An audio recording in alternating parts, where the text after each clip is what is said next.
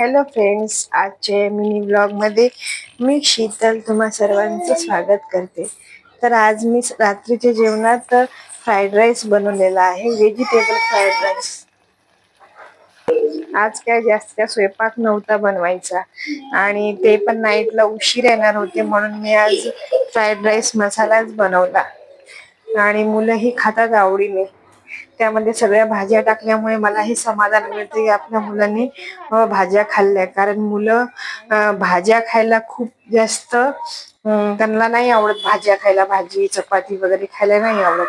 मग असं चमचमीत प्लस भाज्या म्हणजे त्यांचंही एकतर पोट भरते छानपैकी आणि आपल्यालाही समाधान वाटतं.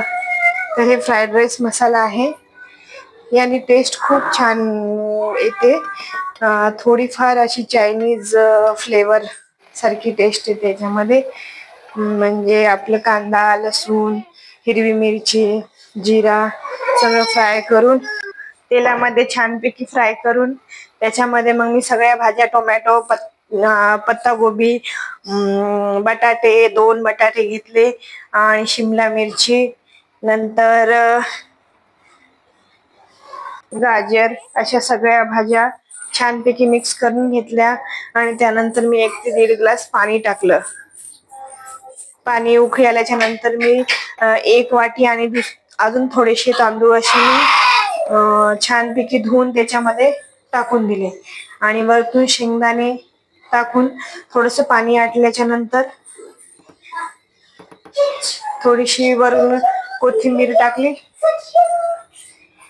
आणि बरंच पाणी आटल्याच्या नंतर थोडस पाणी राहिल्याच्या नंतर मी कुकरचं झाकण लावून टाकलं. तर असं काय केलं तर जास्त भात चिकट नाही होणार आणि तांदूळ मस्त थोडस पाणी ठेवून झाकण लावल्यावर भात चिकट नाही होत.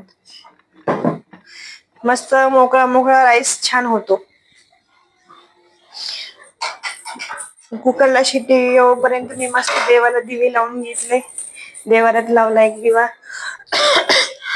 तुळशी जवळ लावला 1.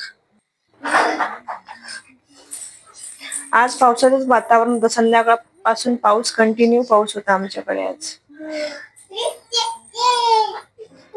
तुळशीला 1 दिवा लावले आणि दरवाजाच्या बाहेर दिवा लावले.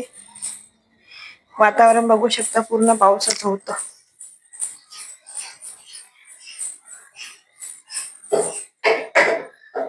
आणि मग माझं दिवे लावून होत तर कुकरला शिट्टी पण आली 1 आणि मस्त बघा राईस तयार झालाय.